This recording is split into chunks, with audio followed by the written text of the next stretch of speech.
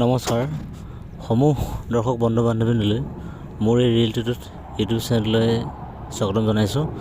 আপোনালোকে জানে যে 4500 LPUB ডকুমেণ্ট ভেৰিফিকেশ্যন আজিৰ পৰা ষ্টাৰ্ট হৈছে। এইটো ফাৰ্ষ্ট ফেজ ডকুমেণ্ট ভেৰিফিকেশ্যন আৰু ছেকেণ্ড ফেজ ডকুমেণ্ট ভেৰিফিকেশ্যনৰ ন'টিছ আৰু ফিজিকেল ডকুমেণ্ট ভেৰিফিকেশ্যনৰ লিষ্ট 30 জানুৱাৰী তাৰিখে প্ৰকাশ পাব। আৰু মোৰ এই চেনেলটোৰ যিসকল দৰ্শক বন্ধু বান্ধৱী আজি ডকুমেণ্ট ভেৰিফিকেশ্যনলৈ গৈছে সকলোকে মোৰ এই চেনেলটোৰ ফালৰ পৰা শুভেচ্ছা জনাইছোঁ।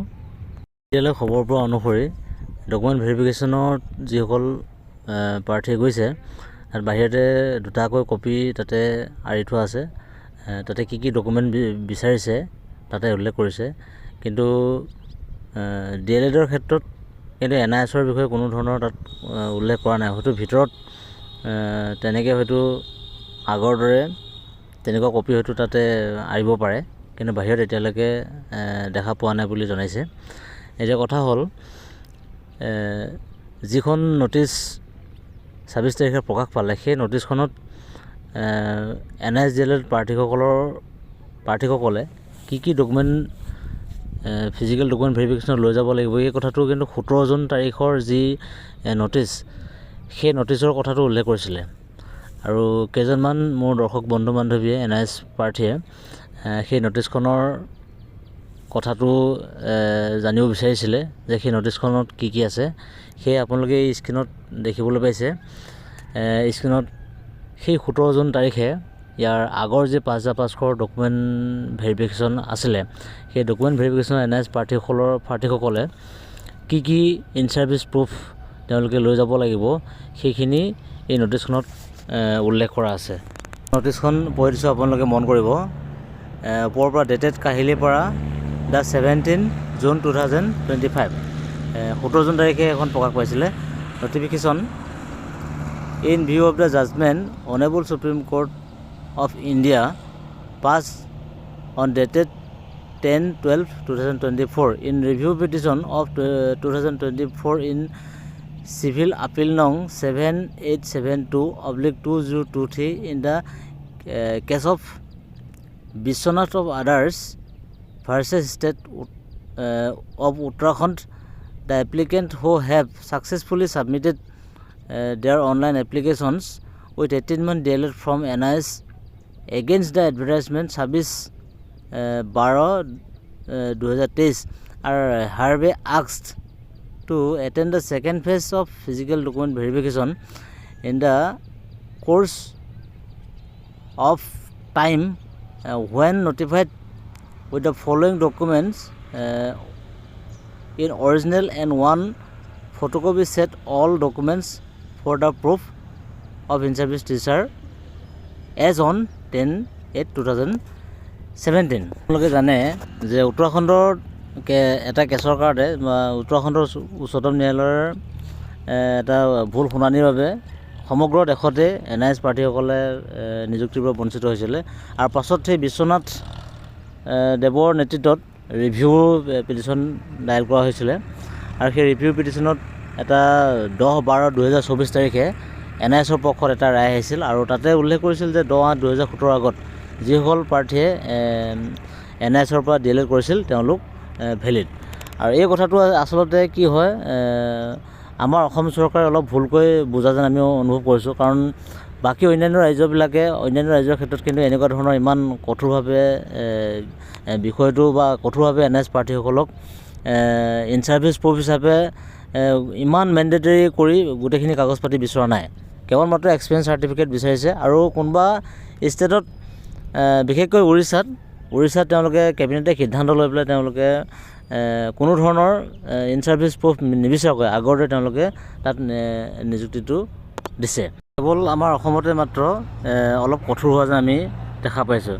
ইয়াতে ইন ছাৰ্ভিচ প্ৰুফ যিকেইখন বিচাৰিছে এইখন আচলতে 5500ত যিসকল NIS প্ৰাৰ্থীয়ে আবেদন কৰিছিল তেওঁলোকে এইখিনি বুজি পাইছে, কিন্তু মই কেৱল 4500ত যিসকলে নতুনকৈ আবেদন কৰিছিলে মই সেইসকলকে এই ইন ছাৰ্ভিচ প্ৰুফ কি কি বিচাৰিছে মই অকণমান বুজাই দিব বিচাৰিছোঁ। 1 চাওক আপোনালোকে appointment letter and accepted joining report of the applicant. প্ৰাৰ্থীজনে কি কৰিব লাগিব, তেওঁ স্কুলৰ পৰা দিয়া এপইণ্টমেণ্ট লেটাৰখন আৰু জইনিং ৰিপৰ্টটো স্কুলৰ পৰা লৈ যাব লাগিব। B minutes of the school managing committee of the school in respect of appointment of the applicant concern. এতিয়া মেনেজিং কমিটিয়ে প্ৰচিডিঙত সেই ব্যক্তিসকলক বা সেই শিক্ষকসকলক এপইণ্টমেণ্ট দিয়াৰ পিছত তেওঁলোকে এটা প্ৰস্তাৱ লিখে, সেই প্ৰস্তাৱৰ এটা কপি বিচাৰিছে। C photocopy of the attendance register of the school during in the service period of the applicant duly countersign by the head of the institution. এতিয়া কি কৈছে, যিহেতুকে শিক্ষকজনে তাত যেতিয়া শিক্ষকতা কৰি থাকে তেতিয়া তেওঁ যিহেতুকে ডেইলি ৰেজিষ্টাৰত তেওঁ ছিগনেচাৰ কৰিব লগা হয় এটেণ্ডেঞ্চ, সেই এটেণ্ডেঞ্চৰ কপিটো ফটো ষ্টেট কৰি পেলাই সেই স্কুলখনৰ হেডমাষ্টাৰ বা প্ৰিন্সিপালৰ দ্বাৰা কাউণ্টাৰ চাইন কৰাই পেলাই লৈ যাব লাগিব। D certificate of the certificate issued by the school authority specifying the service of the applicant the school as on 10/8/2017, 10/8/2017 আগত যে তেওঁ শিক্ষকতা কৰিছিল, মানে সেইখন এক্সপিৰিয়েঞ্চ চাৰ্টিফিকেটখন তেওঁ লৈ যাব লাগিব। E salary statement starting the pay basic pay DA and other allowance of the applicant for the entire service period. এইটো আচলতে ইটো কেৱল চাবলৈ গ'লে এইটো চৰকাৰী বিদ্যালয়ত ষ্টেট পুল, ভেঞ্চাৰ, তাৰপিছত কণ্ট্ৰেকচুৱেল এইসকল টিচাৰৰ কাৰণে এইটো খাটে, কাৰণ এইটো প্ৰাইভেট স্কুল এখনত আচলতে এইটো বেচিক পে TA দিয়ে এইবিলাকৰ কথা নাথাকে, মাত্ৰ কিবা এটা মাহেকত কিবা এটা দিয়ে, সেইটো কেতিয়াবা বহীত চহী কৰাই লয়, কেতিয়াবা চহী কৰাই নলয়, কিন্তু সেইটো স্কুলৰ পৰা আপোনালোকে মাহিলী পাৰিশ্ৰমিক লওঁতে যিটো য'ত ছিগনেচাৰ কৰিছিলে সেই কপিটো আপোনালোকে লৈ গ'লে হ'ব। FDIC UDIS records of proof date the applicant was in service as on 10/8/2017। এইটো আচলতে সকলোৰে কাৰণে সম্ভৱ নহয়, কেৱল মাত্ৰ ভেঞ্চাৰ, কণ্ট্ৰেকচুৱেল আৰু ষ্টেট পুল এইসকলে পাৰিব, কিন্তু প্ৰাইভেট স্কুলৰ কাৰণে এটা সমস্যা হয়, কাৰণ বহু প্ৰাইভেট স্কুল আজিৰ তাৰিখলৈকে UDIS ৰেকৰ্ডছ পোৱা নাই, UDIS পোৱা নাই, আৰু কিছুমান স্কুল 2017 পাছত UDIS পাইছে, আৰু কিছুমান স্কুল আজিলৈকে পোৱাই নাই। সেয়ে চাবলৈ গ'লে এইটো সম্ভৱ নহয়, তথাপিতো UDIS যি আছে আপোনালোকে সেইটো লগত লৈ যাব। 2 নম্বৰ দিছে admission records admission slips of DLED course through NIS পৰা যেতিয়া আপোনালোকে DLED কৰিছিলে তেতিয়া এডমিশ্যন লওঁতে এটা এডমিশ্যন ৰেকৰ্ডছ মানে আছিলে, সেই এডমিশ্যন ৰেকৰ্ডছটো লৈ যাব, আৰু এডমিশ্যন শ্লিপ পে শ্লিপ এটা আছিলে সেইটো লৈ যাব। 3 নম্বৰত আছে 18-month DLED certificate marksheet through NIS of the applicant before 1/4/2019। আচলতে এইটো চাবলৈ গ'লে অলপ পইণ্টটো অকণমান অসুবিধা হয়, কাৰণ যদিও মাৰ্চত এই কোৰ্চটো শেষ হৈছে, কিন্তু কিছুমানৰ কি আছিলে NC আছিলে, আৰু সেইখিনি সময়ত এটা ক্ৰাইটেৰিয়া আছিলে যে যিসকল প্ৰাৰ্থীৰ 45% নাই হায়াৰ ছেকেণ্ডেৰীত, যিসকল ইন ছাৰ্ভিচ টিচাৰ, তেওঁলোকক যদিও NISৰ পৰা DLED তেওঁলোকে কমপ্লিট কৰিছিলে, তেওঁলোকক কিন্তু NISৰ ফালৰ পৰা চাৰ্টিফিকেটখন দিয়া নাছিলে।